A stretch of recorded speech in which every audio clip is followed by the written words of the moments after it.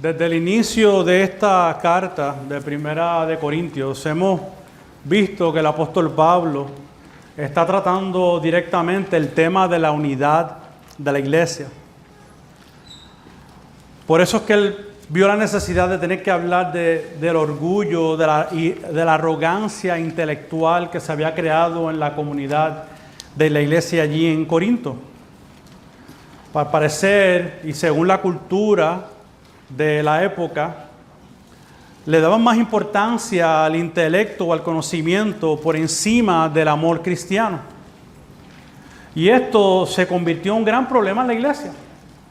Estaba causando división. Sin embargo, otra vez el apóstol está tratando de unir a una iglesia con diversos temas que hemos venido viendo desde hace ya quizás unos 2 meses, si más no me equivoco. Tratando de traer a la iglesia en una armonía, obviamente por causa de la obra de Cristo. Del mismo modo, la semana pasada el pastor Félix nos explicó los versículos del 17 al 40 del capítulo 7, donde Pablo estaba ahí animando a los creyentes a permanecer en la condición en la que fueron llamados a la hora de creer en el Evangelio, es decir, a la hora de su conversión. Le dice: quédese cada uno de ustedes en la condición que fueron llamados. Porque se entiende que habían dificultades en la ciudad, y eso lo podemos ver específicamente en el versículo 26, en la que entonces Pablo está animando a los creyentes a que no se pusieran más cargas o más preocupaciones adicionales a las que ya ellos estaban enfrentando. Ahora bien, si usted no estuvo aquí la semana pasada, le animo que vaya a nuestros canales de YouTube, SoundCloud, para que entonces pueda escuchar ese sermón que expuso el pastor Félix. Sin embargo, en el día de hoy tengo el gran reto de exponer el capítulo 8, donde Pablo habla específicamente ahora del tema de la conciencia. Un tema de mucho interés y de mucha importancia para la iglesia local. Pero antes de exponer de lleno el capítulo 8 que tenemos al frente de nosotros en nuestras Biblias, yo me veo obligado en explicar un poco lo que es la conciencia para que todos podamos estar más o menos en la misma página. Entonces quiero comenzar dándoles una definición de qué es la conciencia. El pastor y teólogo Andy Nassili define la conciencia de la siguiente manera. Él dice: la conciencia es tu conciencia de lo que crees que está bien y está mal. Ahora bien, ninguno de nosotros tiene una conciencia idéntica. Por esta razón es que Pablo escribe sobre este asunto en este capítulo. Porque una persona puede ver algo como bueno que la otra persona lo ve como malo, y viceversa. Pero ¿qué pasa? Cada uno de nosotros tenemos nuestras propias convicciones. Y déjeme decirle que no todo el tiempo hemos aprendido estas convicciones necesariamente de la palabra de Dios. Muchas convicciones a través del tiempo o en nuestra crianza o nuestro entorno en el que vivimos vienen de la tradición. Nuestras convicciones pueden venir de la cultura, o pueden venir porque simplemente mi padre o mi madre me enseñaron de esta manera, y eso es lo que yo he aprendido toda la vida.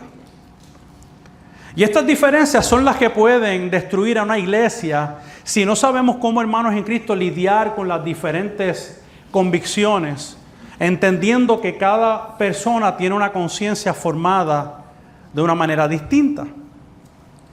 Y yo particularmente caigo en el mismo club, Y es que en mi crianza nunca me guiaron o me enseñaron cómo tratar diferencias de opiniones. Diferencias de convicciones entre personas y personas.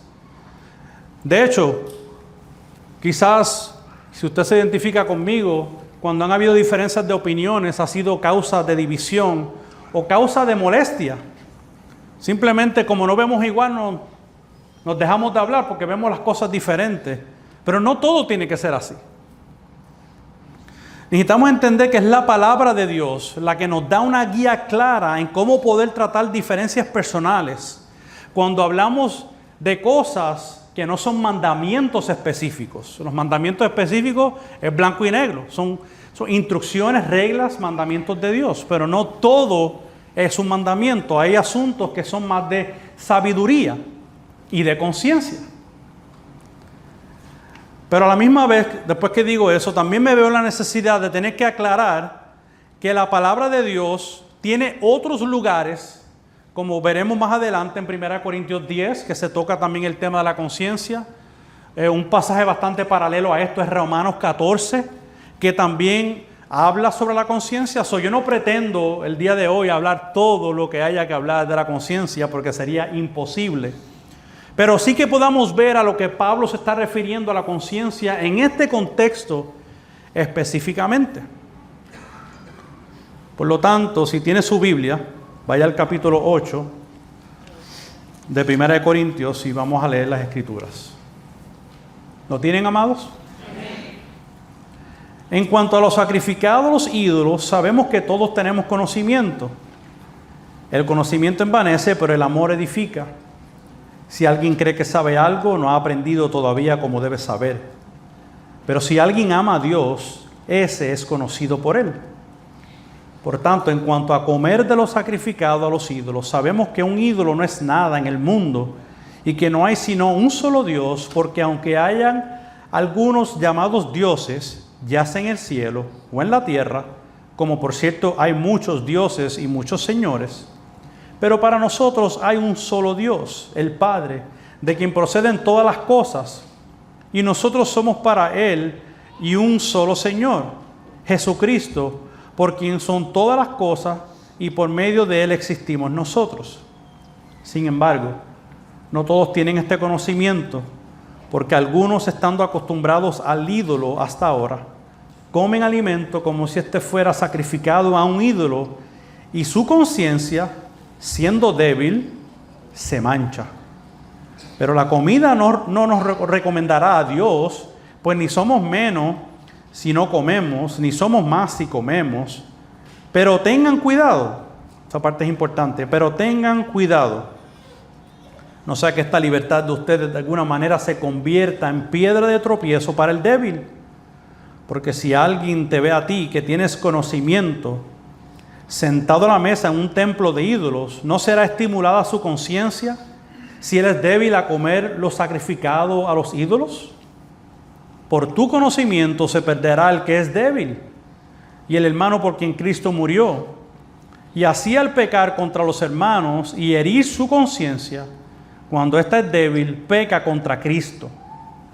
Por tanto, si la comida hace que mi hermano caiga en pecado, no comeré carne jamás, para no hacer pecar a mi hermano. Este pasaje lo he dividido en dos porciones, la primera sección del 1 al 8 y la segunda sección del versículo 9 hasta el final, el versículo 13. Veamos entonces los primeros versículos, 1 al 8, qué relación tiene entre el conocimiento y el amor. Y lo primero que vemos es que el apóstol parece estar contestando una pregunta específica relacionada a la carne que es sacrificada a los ídolos. Y en el versículo 1 se dirige específicamente a aquellas personas que saben de este tema. Él dice, a los sacrificados a los ídolos sabemos que todos tenemos conocimiento. Que obviamente está hablándole a un grupo particular que sabe el tema que él va a tocar. Pero debemos de entender aquí que todos no es absoluto. No son todos los creyentes. Porque es obvio que más adelante veremos que él dice, no todos tienen este conocimiento. Entonces, los todos que se refiere son aquellos que tienen el conocimiento específico al que él quiere tocar más adelante. Y el principio, ¿verdad? O lo que él quiere que aprenda la iglesia y por ende nosotros hoy, que él quiere darle a los creyentes que tienen este conocimiento, es que él dice que el conocimiento envanece, pero el amor edifica. Ahora bien, ¿qué quiere decir Pablo con esto? Hermanos, este versículo se ha usado en el pasado para de alguna manera evitar que los cristianos estudien mucho o estudien teología o quizás tratemos las escrituras de lejos porque el que se llena de conocimiento se envanece. y que lo más importante es el amor. Y aunque es cierto que el amor es lo más importante, este amor no se puede tener sin el conocimiento del Evangelio, sin el conocimiento de las Escrituras. Por lo tanto, a lo que Pablo se refiere es, como vemos en el principio de la carta, que había muchos creyentes que tenían un afán, como dije, con lo intelectual, tenían un afán con el conocimiento. ¿Y qué entonces ocurrió? Entonces el conocimiento, como dice uno, se le fue a la cabeza, se hicieron arrogantes, se hicieron orgullosos, ¿cómo dice? Puffed up, se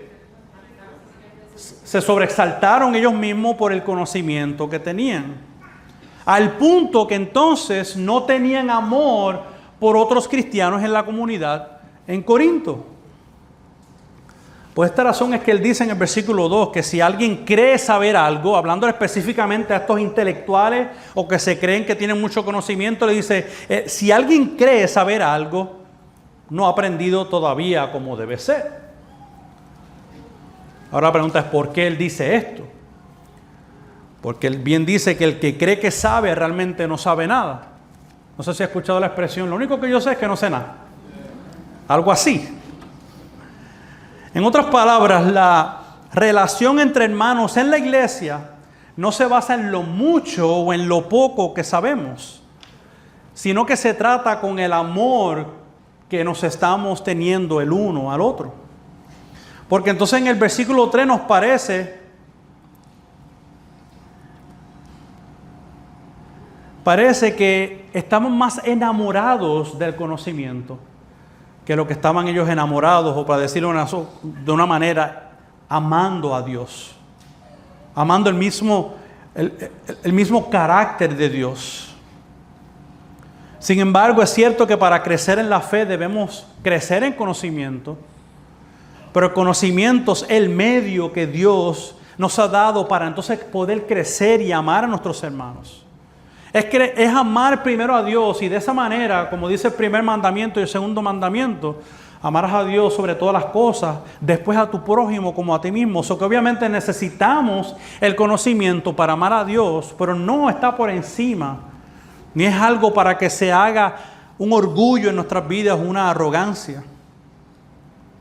Por lo que necesitamos ver esto en su adecuado contexto para que no nos opongamos al conocimiento. Pablo no se opone al conocimiento. De hecho, el teólogo después de Cristo más grande que vemos es él, escribiendo teología, los tratados teológicos, sobre todo en Romanos. Pablo lo que dice es que tu conocimiento no te está llevando al amor, sino a la arrogancia. Y que de esa manera la persona puede vivir engañada, pero como dice, si piensas así realmente no sabes nada. O sea, tu conocimiento no te sirve de nada si no estás amando al prójimo.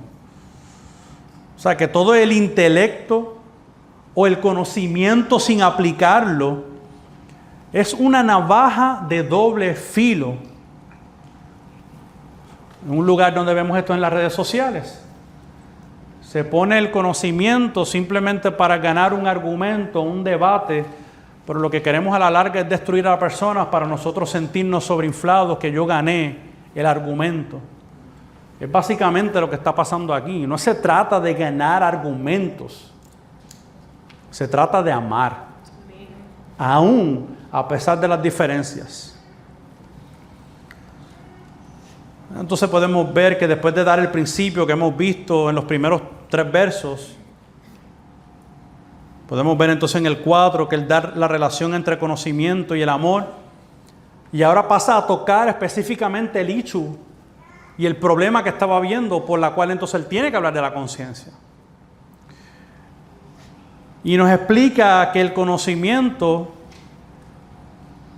nos explica cuál era este conocimiento, o sea, el conocimiento es que los ídolos no son nada.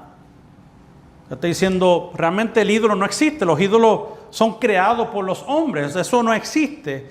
Eso no nos debe afectar en lo absoluto, porque Dios es único. Dios no tiene rival, Dios no tiene comparación, hay un único Dios, Dios trino. Existe un solo Dios y un solo Señor. Los ídolos paganos no existen. Pero entonces aquí viene el meollo del asunto en el versículo 7. Y es que aunque eso es una realidad teológica y bíblica, él dice que no todos han llegado a esta comprensión o a este conocimiento. No porque no creyeran que no existía un solo Dios, sino por lo que nos dice Pablo es que este grupo de personas que se llaman los débiles estaban bien acostumbrados a los ídolos. Ahora bien, ¿qué significa que estaban acostumbrados a los ídolos? Se refiere, lo más probable, es que eran personas que posiblemente en un momento dado eran paganos, servían a estos falsos dioses paganos. Y que para ellos comer de esta carne es como si estuviesen ofreciendo un sacrificio a estos falsos dioses. Por ende, entonces eso perjudicaba la conciencia de ellos.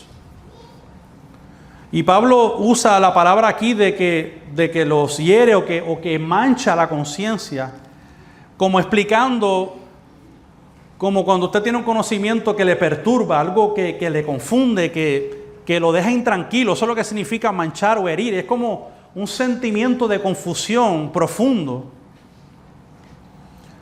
Por lo tanto, es posible que había un grupo de estos creyentes que tenían estas prácticas anteriores y al ellos salvarles se estaban preguntando, pero ven acá, si esto era algo que yo hacía, ¿es posible que entonces yo puedo hacer lo mismo sirviendo al Dios verdadero? Estaban luchando con todo este tema.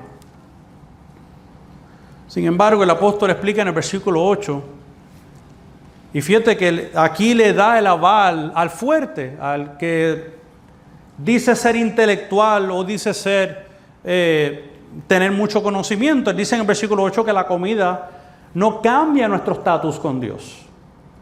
Es decir, el comer o dejar de comer no afecta nuestra relación con Él. Por lo que entonces Pablo no condena al cristiano que tiene este conocimiento de Dios. Este conocimiento, para decirlo fuerte. De hecho, lo que hace es que aclara que el comer carne en sí mismo, o esta carne que era sacrificada, eso en sí mismo no era pecaminoso. Dice, eso no debe de cambiar tu standing con Dios. Pero en los siguientes versículos es donde entonces veremos, yo creo que el meollo del asunto.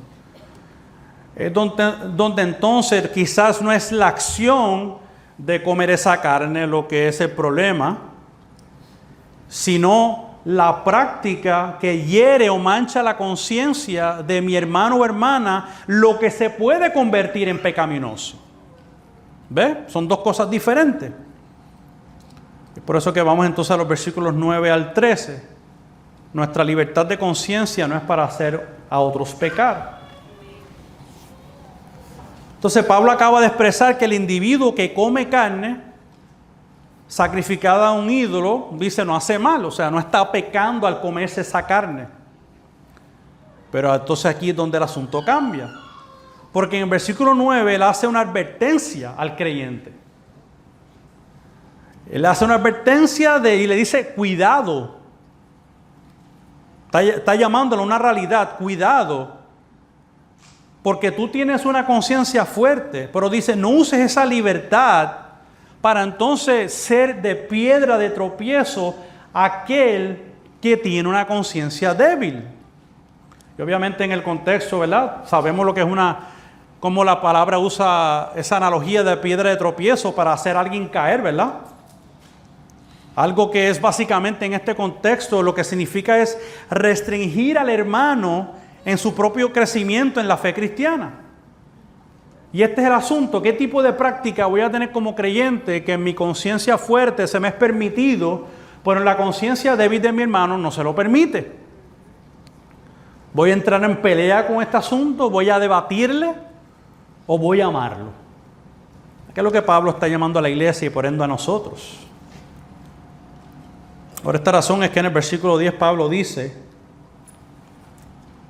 porque si alguien te ve a ti, énfasis y marque ver, si alguien te ve a ti, que tienes conocimiento, sentado a la mesa, en un templo de ídolos, me va a preguntar qué hace Pablo, ¿no será estimulada su conciencia si es débil a comer lo sacrificado a los ídolos?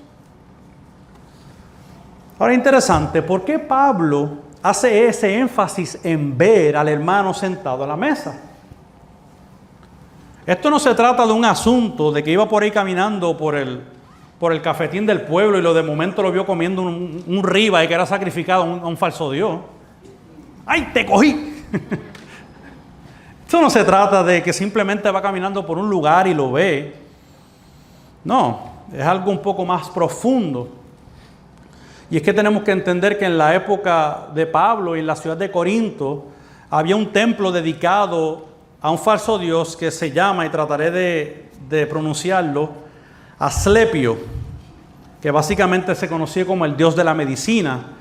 Y en este templo se hacían diversos tipos de actividades, inclusive cada 4 años tenían festivales, tenían competencias de deportes, tenían comida, era un lugar sumamente grande, básicamente se volvía una plaza donde había gente allí comiendo, participando. Entonces, lo que se entiende por esto es que entonces un cristiano, para llamarlo arrogantón, orgulloso, en Corinto se llevó lo más probable a un creyente, su hermano en Cristo, fueron juntos a este lugar y se lo llevó a comer. Entonces, vamos a comer juntos. Y quizás no pensó mucho, quizás dijo, esto no hay ningún problema, pero no consideró de dónde venía su hermano, no consideró cuál era su pensamiento al respecto. Y este templo entonces tenía una área que se conoce como el courtyard, el patio, que el patio es el lugar donde se hacían los sacrificios. Pero entonces es interesante porque este templo tenía hasta 11 como comedores o salones donde la gente compartían allí y tenían esa comunión, tenían ese tipo de, no comunión, sino socializaban, lo que quise decir. Socializaban, compartían y comían la carne que literalmente se sacrificaba en la parte de afuera de este templo. Eso también podemos ver que en el capítulo 10, que aunque no es nuestro capítulo, Pablo trata este asunto directo de si un creyente debe estar en un lugar como este, donde se sacrifican a ídolos. Pero continuará, porque yo no voy a hablar de eso hoy, porque eso es en el capítulo 10. Pero sí, ese tema se toca más adelante, simplemente que no me toca a mí en este momento. Que para aquellos que están pensando, ¿debe de un cristiano estar en un lugar así? Eso se va a tocar más adelante. Aquí el tema específico que Pablo está dirigiéndose es una pregunta a la carne sacrificada como tal. No tanto el lugar, no tanto lo que estaba ocurriendo, sino, concerniente a lo sacrificado a los ídolos, el botín que se estaban comiendo, el banquete que se estaban comiendo. Ese es el tema. Por lo tanto, ahí podemos ver un escenario donde posiblemente ellos andaban juntos.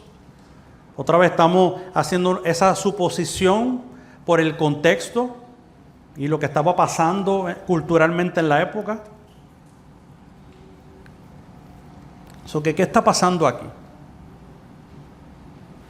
Vemos una situación donde creyentes estaban juntos, había uno fuerte, que se conoce como el arrogante, el orgulloso, y estamos el débil, que entonces el arrogante estaba haciendo de piedra de tropiezo.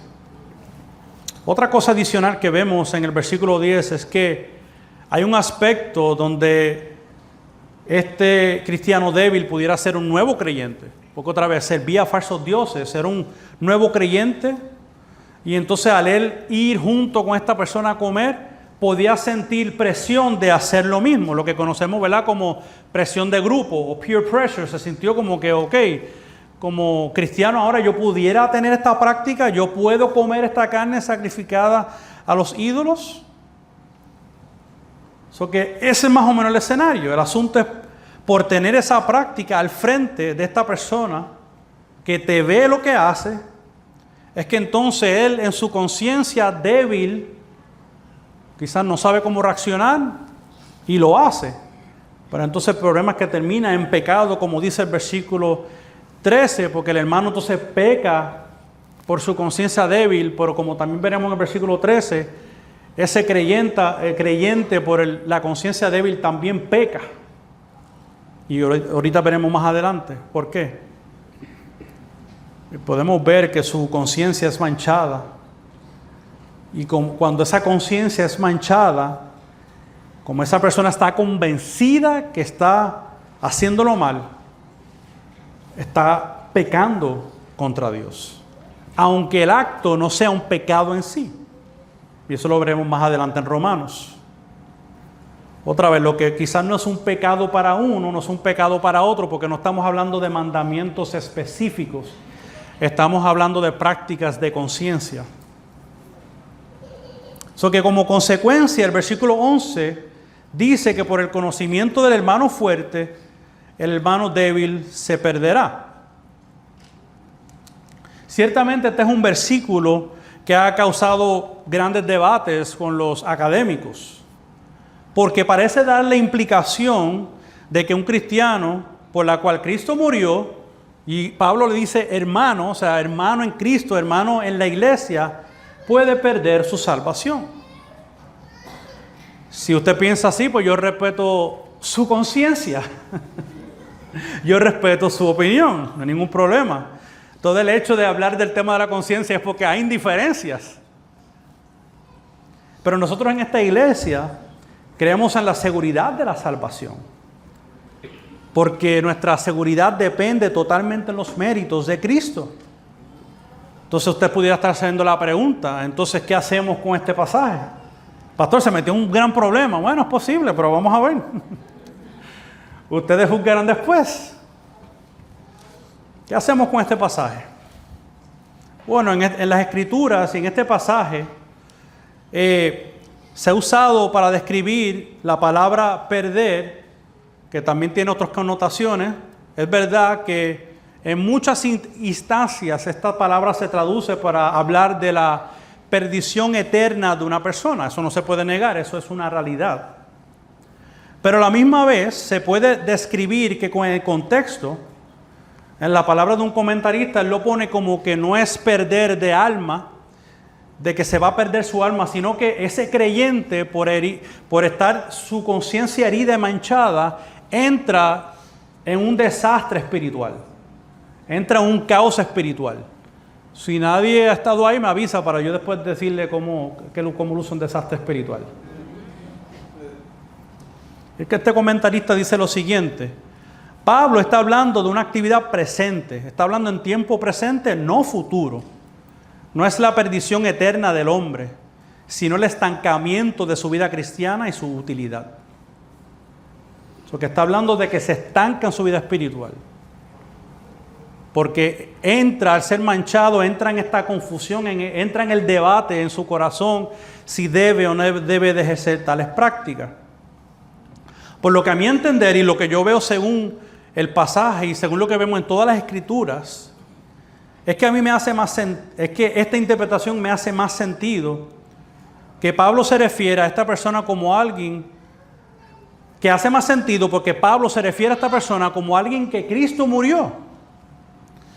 Y si nosotros creemos que Cristo murió por alguien, esa persona va a ser salva, porque esta expiación es aplicada a aquellos por los cuales Cristo murió. En la época de Israel, la expiación que se hacía no era para cada país, se hacía para el pueblo. Cristo murió por un pueblo específico.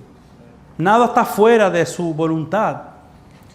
Y otra razón es porque me hace sentido esto, porque le llama hermano. Un hermano en Cristo. Y todo el hecho es cómo tú vas a tratar con tu hermano en Cristo. Por eso es que yo pienso que lo que cabe en el contexto es mejor pensar como un desastre espiritual y no como una perdición eterna de su alma. Además de eso, creo que otro argumento pudiera ser es que la salvación de una persona no descansa en nosotros. La salvación de una persona descansa en Cristo. Ciertamente podemos aportar a que una persona pueda tropezar en su fe, como bien lo vemos, sin duda. Pero no está en nuestras manos el destino eterno de nadie. Nuestro trabajo es predicar y definitivamente podemos ofender, podemos ser causa de tropiezo, pero descansa en la obra de Jesús. Por lo tanto, Pablo le da un énfasis al fuerte, que recuerde que es el que se cree intelectual, el que tiene mucho conocimiento, para que entonces él sea sensible con la conciencia del débil y no lo haga tropezar. ¿Por qué? Porque como dice el versículo 12, porque si por nuestra causa tropieza, versículo 12 dice, pecamos contra Cristo. Y esto es algo sumamente serio.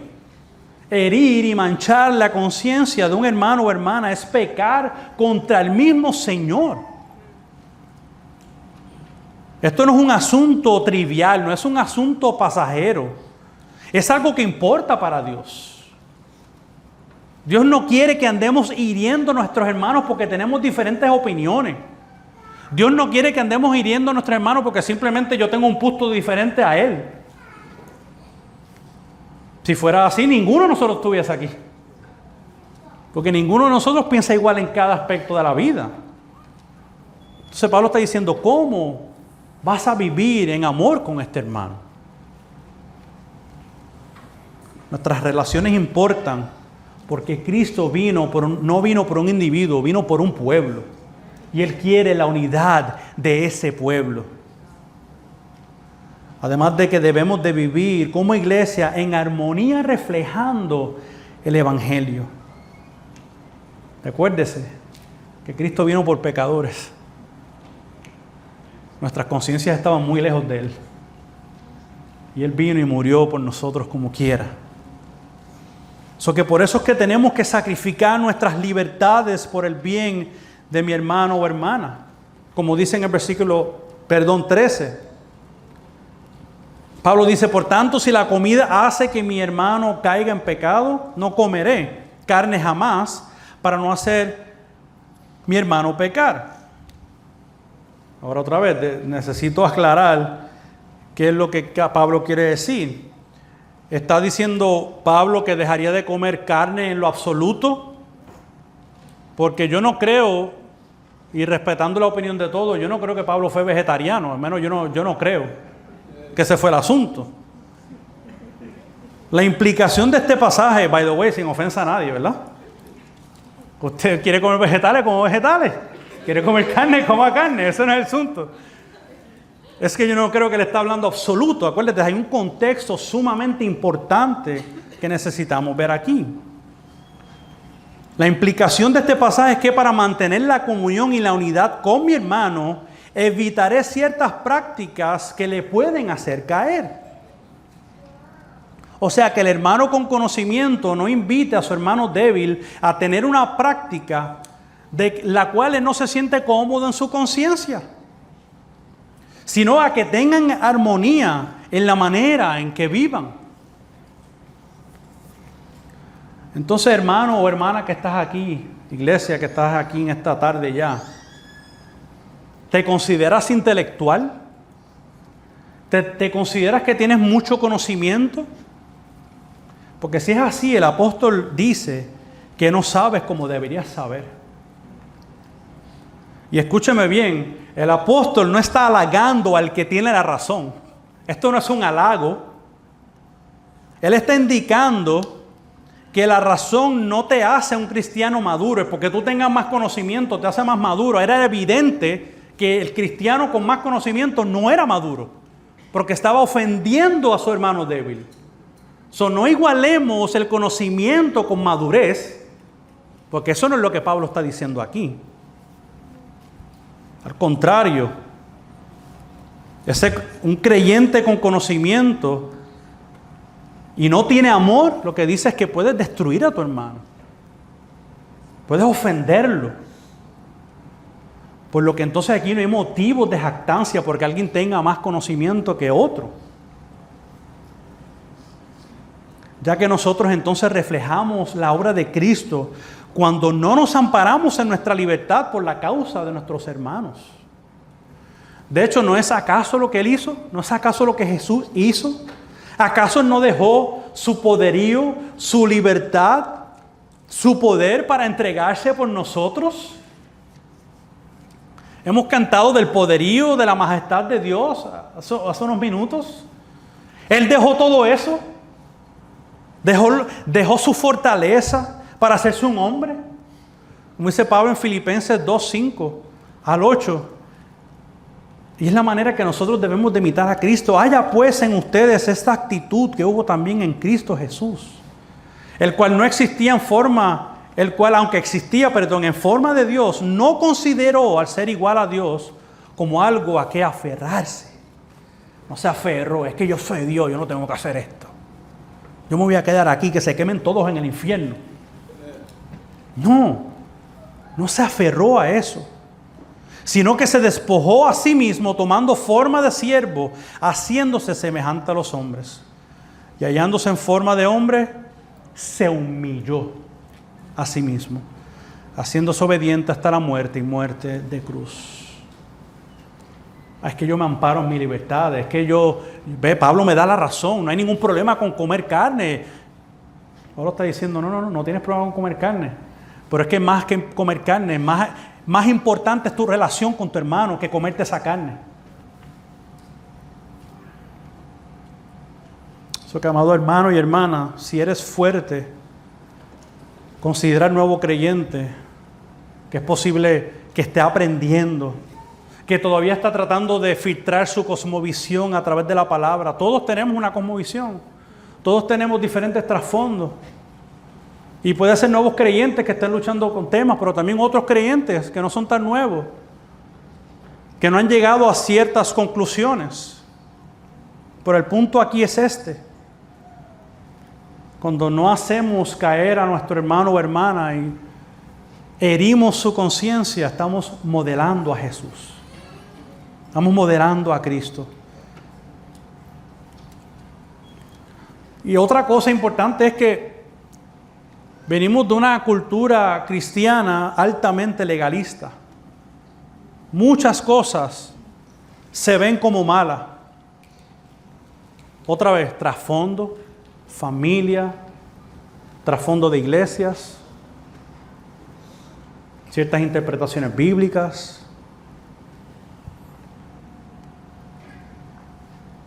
Tenemos que tener paciencia, pero a la misma vez, no solamente tener paciencia, cómo se crean conversaciones en amor, cómo se crean conversaciones no con un espíritu intelectual, sino con un espíritu de aprender, de tener conversaciones los unos a los otros en diferencias, que aunque no lleguemos a la misma conclusión, podamos decir, ok, yo entiendo por qué tú crees esto, pero yo también entiendo por qué tú crees esto. Y que podamos estar en paz y en armonía con nuestros hermanos. Yo tengo muchas áreas en mi vida donde yo he crecido a través de los años, pero eso no ha ocurrido de un día para otro. A veces toma años. A veces han habido prácticas que nosotros hemos dado por sentado que son pecaminosas y la Biblia no las ve como pecaminosas, pero si lo hacemos fallamos. Porque dice aquí que entonces pecamos contra nuestra conciencia. Por lo tanto, dejemos que la palabra nos guíe. El hecho que haya un cristiano débil tampoco debe ser de halago para el débil. Debe ser un halago para que aprendas a ser más fuerte, a que aprendas a crecer en el conocimiento. Acuérdate, de nuestra santificación seguimos creciendo en la palabra. Y déjeme decirle que yo sé que siempre habrán temas donde no todos vamos a ver igual, no todos vamos a llegar a las mismas conclusiones. Es posible que estemos toda una vida debatiendo y entendiendo ciertos temas. Otra vez por nuestro trasfondo. Le voy a dar el ejemplo de algunos temas. No me tire con el plato ni con la cuchara. Hay temas como el alcohol, las vacunas, la política, educación en el hogar versus educación pública. Y yo sé que hay muchísimos más. Que nosotros todos tenemos nuestras opiniones. Y amén. Y qué bueno. Pero tenemos que filtrar todos estos temas a través de las Escrituras. Y no simplemente porque a mí me criaron así. Y es que a mí me dijeron eso. Pero a la misma vez, el llamado es al fuerte. No importa cómo se haya criado tal persona. Respeta la conciencia, ama a tu hermano que piensa diferente a ti y no lo hagas caer. Porque el apóstol nos mueve al amor. Evitemos tales prácticas al frente de nuestros hermanos que pueda ser piedra de tropiezo para ellos. Y antes de finalizar nuestro tiempo hoy, a mí me gustaría darle 5 categorías sobre la conciencia, o 5 principios que la Biblia nos informa acerca de la conciencia, y esto obviamente no es mío, esto lo saqué de un libro del teólogo Andy Naselli y J.D. Crowley, yo no soy tan inteligente. 5 categorías que me gusta que viéramos de manera breve, creo que van a estar en pantalla, las podéis ir viendo, sacando fotos, que yo creo que nos puede ayudar. Porque el asunto es que tanto el débil como el fuerte siempre tiene que crecer en su conciencia. Porque el hecho de que aquí se llame al cristiano fuerte a respetar la conciencia del otro es que ese cristiano también tiene que mover su conciencia a ser sensible a la conciencia de su prójimo. Por lo tanto, ambos tienen que crecer. ¿Ve? Que todos debemos de crecer. Que la primera que vamos a ver, las 5 categorías, la primera es la conciencia es única. Todos tenemos diferentes conciencias que pueden convergir en varias áreas, pero no son idénticas. Podemos tener similitudes, pero no son idénticas. Pasajes como Romanos 14 y 1 Corintios 8 enseñan a las personas con diferentes conciencias a cómo vivir bien juntos en la iglesia local. Otro pasaje paralelo importante es Romanos 14. Por eso es que hay que ver toda la área de la Biblia que habla de la conciencia.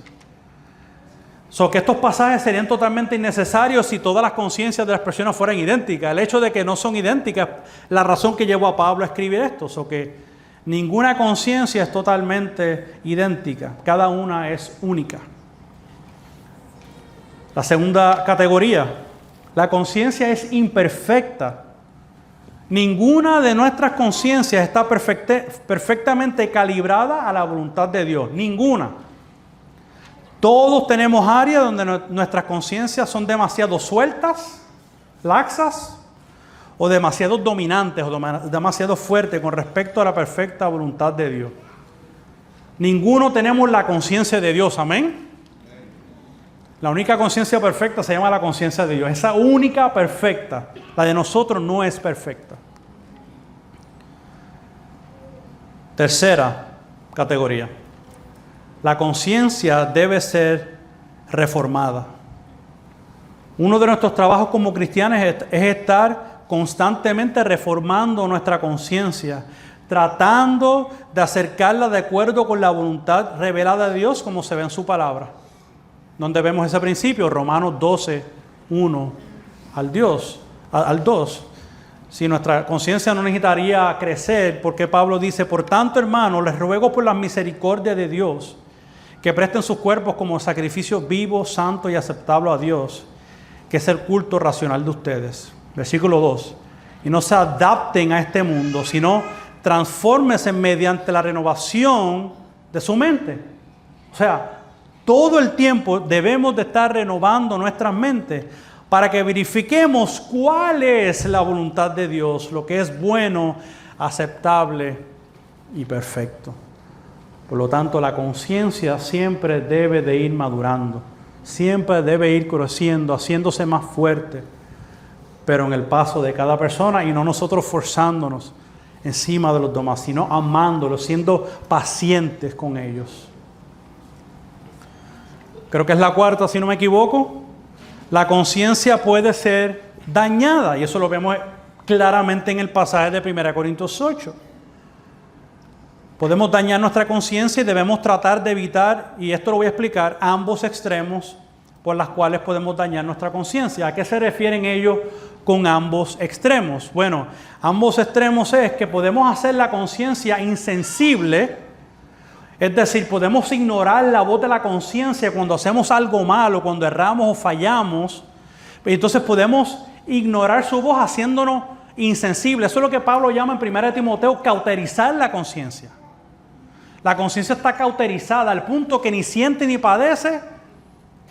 Puede ser libertinaje, puede caer en ese extremo. Está cauterizada la conciencia. El otro extremo, entonces, hacer la conciencia demasiado desensible. Se hace demasiado de sensible cuando imponemos reglas, cuando imponemos cosas a la fuerza y cualquier cosa está mal. Todo nos molesta. Todo es pecado. Entonces demasiado de sensible y tampoco eso trae libertad. Eso también daña la conciencia. Porque es ahí donde lo hacemos sensible, podemos entonces imponer y en donde ponemos a nuestros hermanos, que otra vez en asuntos de opiniones, en asuntos que no son mandamientos específicos, podemos dañar la conciencia de alguien y nosotros también dañarla, porque el pecado daña la conciencia y puede dañarla para bien o para mal. Cuando digo para bien me refiero a la daña siendo demasiado extremo, lo que quise decir, me retracto con lo dicho anteriormente. La daña en el sentido de que entonces nos volvíamos demasiado sensibles o insensibles, es lo que quise decir. La quinta categoría. La conciencia debe ser obedecida. Debemos obedecer nuestra conciencia, aunque nuestra conciencia no está perfectamente calibrada a la voluntad de Dios, como vimos ahorita, no es exactamente igual que la voluntad de Dios, es un pecado desobedecerla. Lo vemos en Romanos 14 y lo vemos en 1 Corintios 8:13. Cuando hacemos algo en contra de lo que creemos que es correcto, no pecamos contra nuestra propia conciencia. Y esto es importante verlo al principio de Romanos 14, 22 al 23.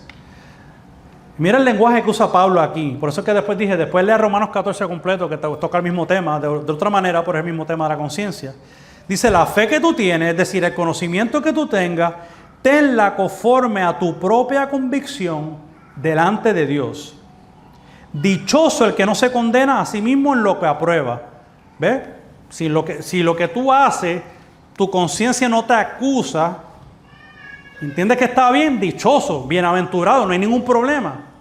Pero versículo 23, pero el que duda, si come, se condena, porque no lo hace por fe. Todo lo que no procede de fe es pecado. Es decir, si tú estás struggling, si estás luchando con que otros hacen una práctica, pero tú no la ves bien y tú no sabes si lo debes de hacer, mejor restríngete. Porque entonces vas a terminar cediendo a la presión en lugar de obedecer lo que tu conciencia diga. Mejor crece en el tema, mejor sigue explorando, vea la palabra para que te infunda con sabiduría.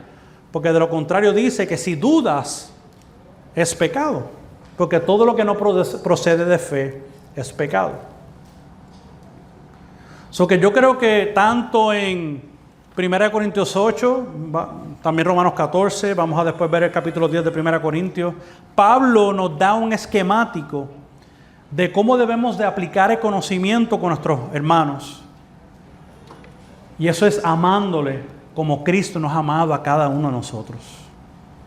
Y yo quiero entonces finalizar este tiempo con un consejo de John Newton.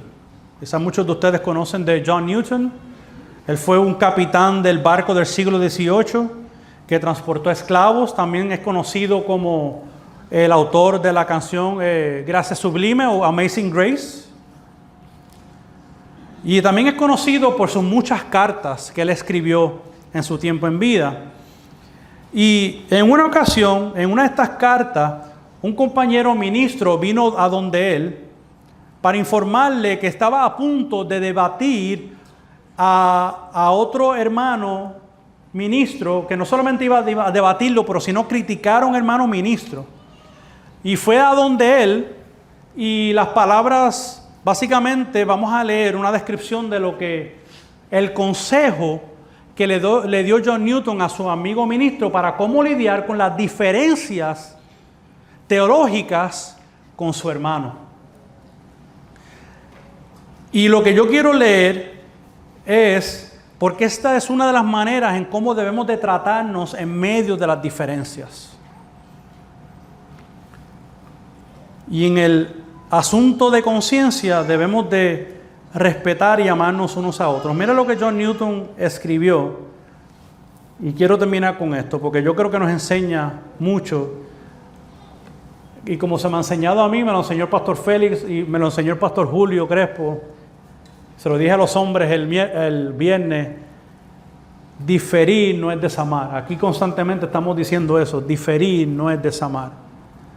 Es cambio de opinión, es una conciencia diferente. John Newton le dice a su amigo compañero: si lo consideras un creyente, aunque muy equivocado en el tema del debate entre ustedes, fíjate que él reconoce que hay una equivocación, aunque muy equivocado en el debate entre ustedes, las palabras de David a Joab con respecto a Absalón son muy aplicables. Y entonces le cita, 1 Samuel, creo que es 18, le dice: trata suavemente con él por mi bien. Y continúa Newton diciéndole: el Señor lo ama y le tiene paciencia.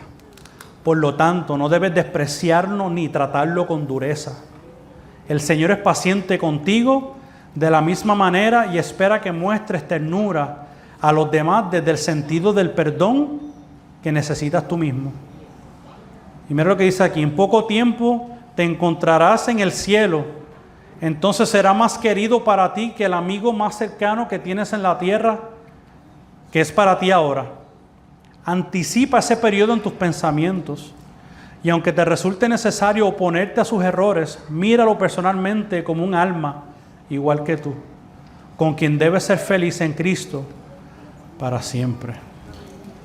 Yo creo que si nosotros hacemos caso a las palabras de John Newton, en lugar de nosotros mordernos y picarnos, cada uno de nosotros en nuestras diferencias podemos escucharnos, amarnos y no tomarlo personal.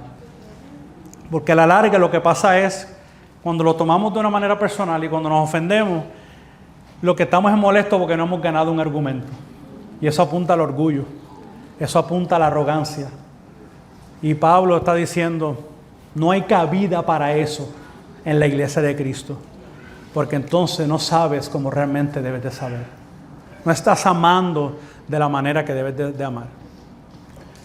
Por último, querido amigo o amiga que te encuentres entre nosotros, ciertamente este no es un mensaje evangelístico, pero no quiero dejar de llamarte al arrepentimiento de la fe.